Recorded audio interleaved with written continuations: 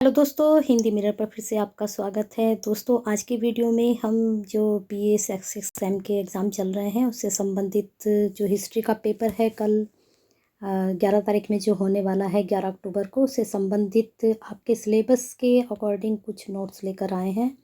आज आपके MCQ base तो नहीं है, लेकिन जो ये नोट्स मैं लेकर आई हूँ आपके लिए, यहाँ से आप अपने एमसीक्यूज़ निकाल सकते हो और उनको पढ़कर चिरपी अपने नोट्स बना सकते हो। कल आपका पेपर है, आज अगर आप इसको अच्छे से रिवाइज कर लेते हो और एमसीक्यूज़ बेस अपना बना लेते हो तो आपका पेपर डेफिनेटली बहुत अच्छा होगा। तो चलिए शुरू करते हैं आपके नोट्स से संबंधित जानकारी, जहाँ से आप एमसीक्यूज़ को अच्छे से निकाल सकते हो। और मुझे लगता है कि जितने भी ये नोट्स के 35 पेज की ये पीडीएफ है, यहाँ से अगर आप एमसीक्यू अच्छे से निकाल पाते हो तो आपका पेपर बहुत अच्छा जाने वाला है। चलिए देखते हैं क्या क्या इसमें नोट्स में आपके है। पहले देख लीजिए, यहाँ पर जो पहले आपका है पृष्ठभूमि देख लीजिए। विश्व युद्ध के उत्तरदायी कारक क्या थे, यूरोप में संघ गुटा का जो गुट था उसका निर्माण कैसे हुआ, युद्ध से पूर्व महत्वपूर्ण घटनाएं की थी, युद्ध का आरंभ कैसे हुआ, विश्व युद्ध के दौरान क्या हुआ, युद्ध की समाप्ति पर क्या हुआ, क्योंकि यहाँ से आपके क्वेश्चन जरूर बनेंगे। क्या विश्व युद्ध को टाला जा सकता था, फिर प्रथम विश्व युद्ध के परिणाम क्या हुए, इस वाले टॉपिक से भी मैं बताती चलूँगी कि आपके प्रश्न कौन कौन से और कहाँ से बन सकते हैं। ठीक है, चलिए शुरू करते हैं। आपका टॉपिक क्या है पहले वाला, विश्व युद्ध के लिए उत्तरदायी कारक। तो पहले तो आप विश्व युद्ध के बारे में यहाँ से पढ़ लीजिए।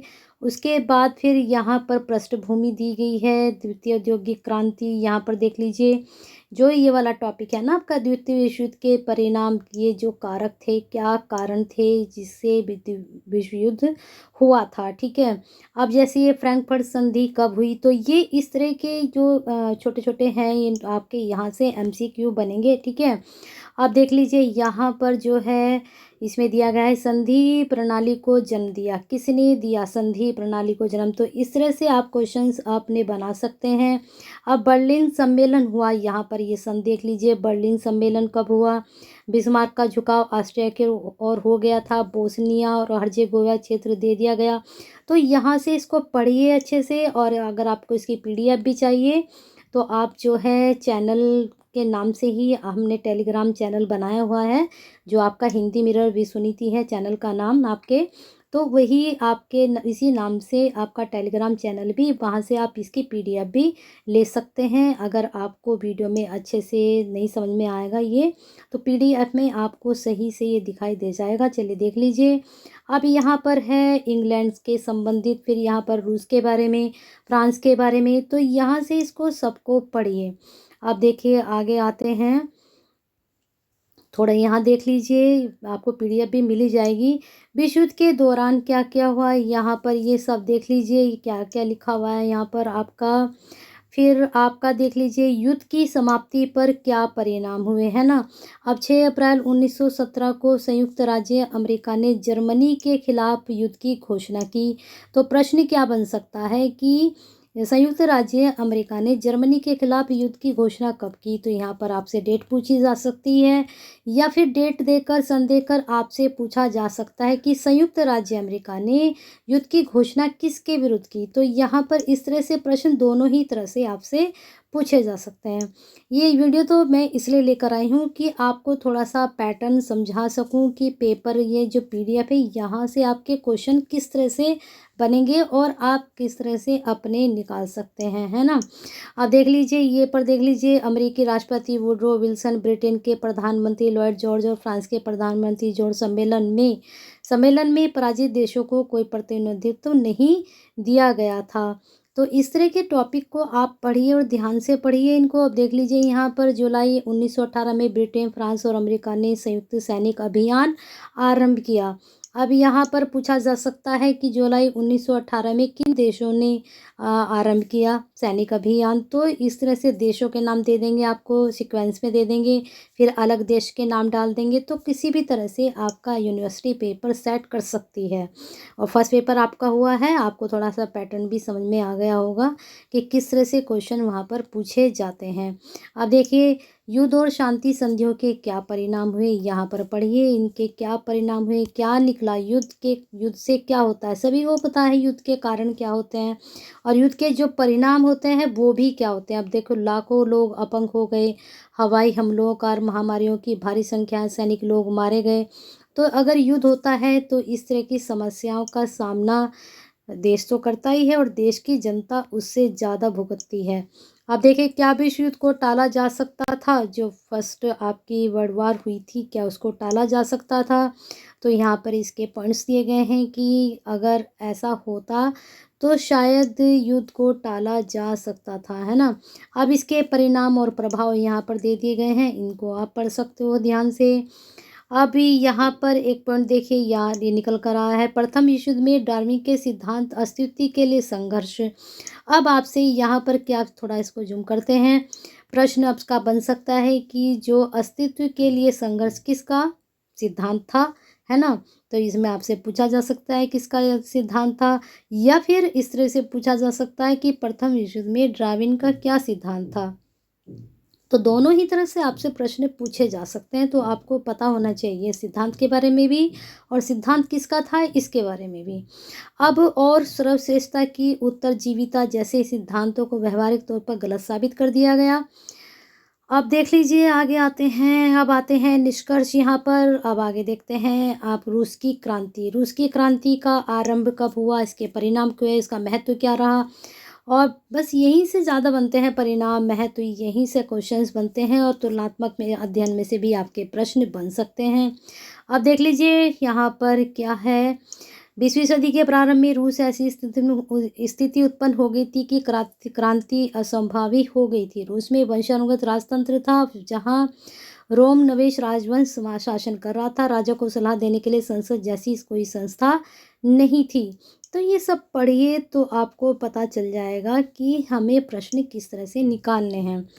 रूसी क्रांति में कुलीन वर्ग सामंत वर्ग का प्रभुत्व था, तो प्रश्न आपसे पूछा जा सकता है कि जो रूसी समाज था वहाँ पर किसका प्रभुत्व था। बुर्जुआ वर्ग तमाम विश्वाधार के विशेष अधिकारों से वंचित था। अब ये बुर्जुआ वर्ग में से क्वेश्चन जरूर बनेगा, इसको थोड़ा ध्यान से पढ़ लीजिए क्योंकि रूसी समाज में बुर्जुआ वर्ग के बारे में ज़रूर पूछा जाता है और ये काफ़ी चर्चा में भी रहा है और साहित्य में भी इसके बारे में काफ़ी पूछा जाता है, हिस्ट्री में भी पूछा जाता है। तो इसको ध्यान से आप पढ़िए। थोड़ा यहाँ देख लीजिए क्या है यहाँ पर, ठीक है। देख लीजिए रूस में निहिलिज्म विचारधारा धीरे धीरे लोकप्रिय होती रही, जिसके प्रतिपादक थे पिता और पुत्र के लेखक इवान तुंगनेव। अब यहाँ पर ये तो इनकी जो है ये प्रतिपादक के लेखक के बारे में पूछा जा सकता है और ये किसने निकाला धारा ये भी पूछा जा सकता है। तो प्रश्नों को बनाइए, पहले टॉपिक पढ़िए। आप एमसीक्यू तभी कर पाते हैं जब आपके टॉपिक क्लियर होते हैं, इसलिए मैं आपके लिए नोट्स लेकर आई हूँ, इसकी पीडीएफ की आपको मिल जाएगी। अभी फ़िलहाल तो आप यहाँ से पढ़िए इसको, शाम तक आपको पीडीएफ भी प्रोवाइड करा दी जाएगी, इसलिए मैं थोड़ा धीरे धीरे आपको ये जूम करके दिखा रही हूँ जिससे आप स्क्रीनशॉट ले लें या फिर इसको ध्यान से देखकर इसको पढ़ें और इसके एमसीक्यूज़ आप निकाल सकें। देख लीजिए यहाँ पर। अब देख लीजिए 19वीं शताब्दी में समाजवादियों ने विश्वव्यापी क्रांति की कल्पना की थी। कार्ल मार्क्स ने सर्वहारा वर्ग को एकता और विश्व क्रांति की बात की। अब किसने बात की, सर्वहारा क्रांति वर्ग की किसने बात की या एकता की बात की, ठीक है।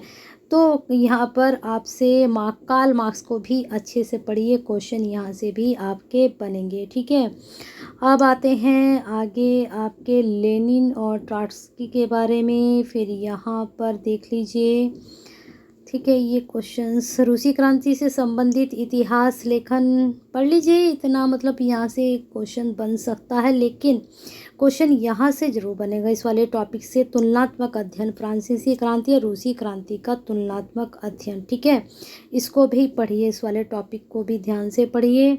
अब आते हैं नेक्स्ट, द्वितीय जो विश्व युद्ध हुआ इसके विस्तार, विश्व युद्ध का विस्तार क्या था, इसके दौरान क्या हुआ, इसके परिणाम और प्रभाव क्या हुए, इसके कारक उत्तरदायी कारण क्या थे, कारक का मतलब समझते हैं ना, कारण क्या थे।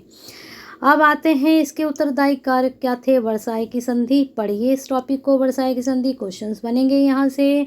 फांसीवाद का उदय ये भी पढ़िए, क्योंकि ये बिल्कुल पर्टिकुलर टॉपिक आपके सिलेबस में भी दिया गया है।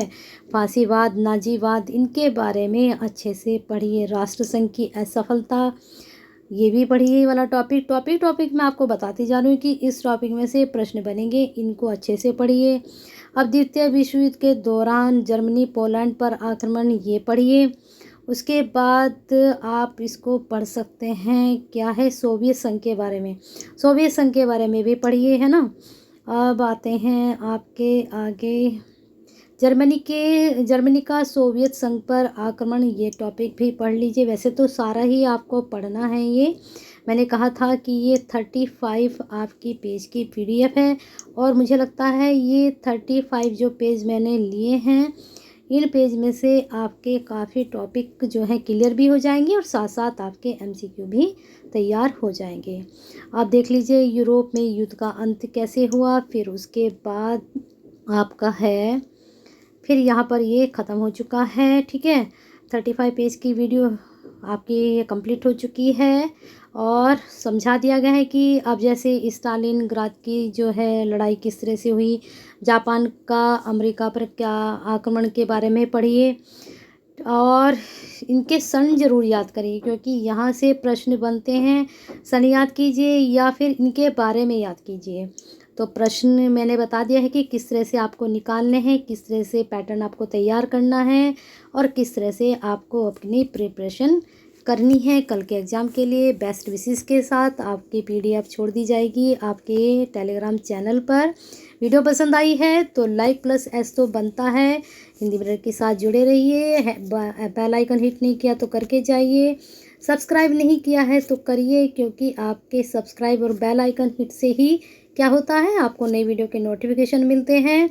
और लाइक प्लस S तो इसलिए करना पड़ता है क्योंकि आप जैसे 6 सेमेस्टर के बहुत स्टूडेंट हैं, उनको भी बताइए कि एक टेलीग्राम चैनल भी है हिंदी मिरर का, तो वहाँ से आप PDF भी इसकी ले सकते हैं। तो करिए लाइक प्लस S और हिंदी मिरर के साथ जुड़े रहिए।